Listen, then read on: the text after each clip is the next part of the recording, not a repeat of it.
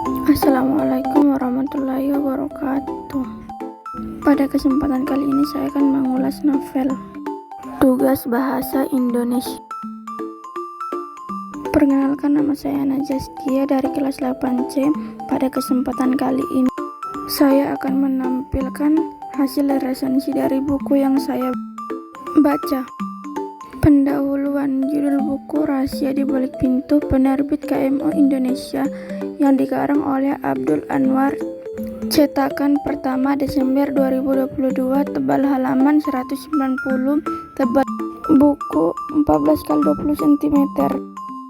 Judul cerita novel kali ini adalah Tidak Seperti Anak Pada Umumnya. Novel ini menceritakan tentang seorang mahasiswa S2 yang bernama Rian, sekaligus pekerja samping di salah satu konter kreatif. Ia juga memiliki seorang kakak perempuan yang dulunya pernah bekerja di salah satu perusahaan besar. Ayahnya sudah tidak bekerja lagi karena telah melewati batas usia. Sebelumnya ia merupakan karyawan buruh pabrik tekstil dengan penghasilan tidak begitu besar. Sedangkan ibunya adalah pedagang nasi uduk dan ketoprak.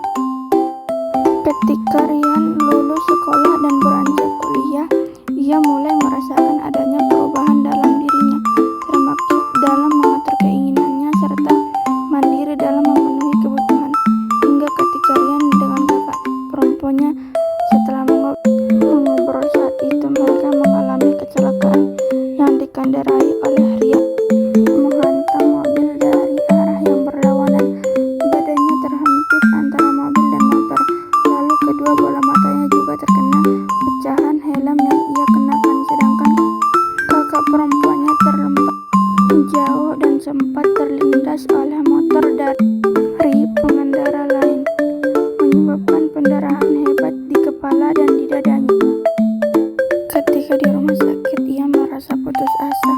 Bahkan ia sempat melontarkan kalimat-kalimat yang membuat ayah dan ibunya semakin menangis. "Ya Bu," Rian menyerah. Rian tidak kuat. Rian mau mati saja, teriakannya. Ia tidak tahu sedang berbicara dengan siapa. Yang ia tahu hanya ada ayah dan ibunya saja di sebelahnya. Selama berminggu-minggu, Rian tidak bisa melihat apa-apa, sedangkan kakaknya ia tidak sadarkan diri sejak kecelakaan. Hingga tidak lama kemudian, ia dibangunkan oleh dokter, kemudian membuka perban yang menutupi kedua matanya. Ia terkejut, tanpa sadar ia mengeluarkan air mata.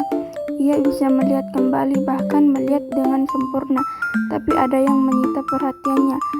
"Di mana kakakku dirawat?" Ia bertanya kepada dokter. "Ia ada di ruangan yang lain." Ia meminta dokter untuk bertemu dengan kakaknya, tapi dokter melarang. Ia masih belum dibolehkan untuk berjalan. Ia diminta menunggu di ruangannya sekarang. Ada ayah dan ibu di sebelahnya. Mereka menuturkan air mata. Ia segera memelukku.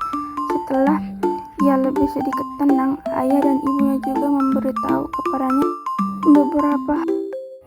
"Rian, kamu sudah bisa melihat dengan jelas ya?" tanya ibu.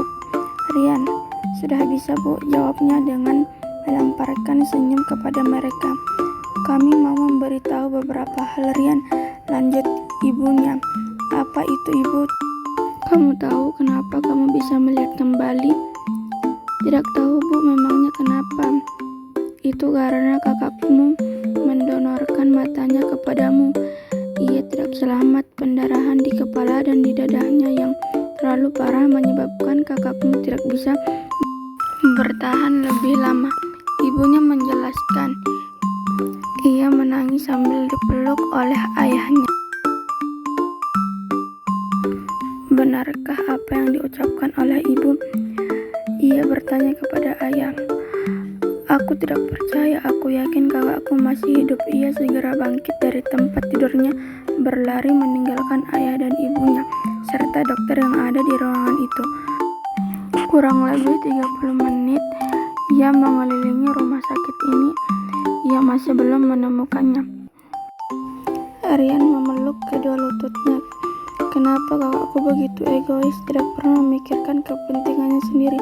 Apa bedanya dia dengan orang tuaku?" ucap Rian sambil ditenangkan oleh kedua orang tuanya.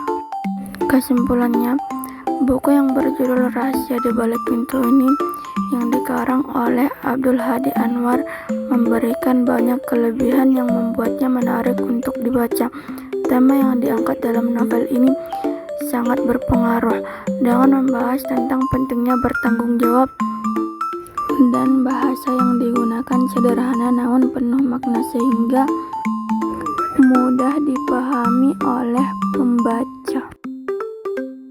Sekian dari saya, terima kasih. Wassalamualaikum warahmatullahi wabarakatuh.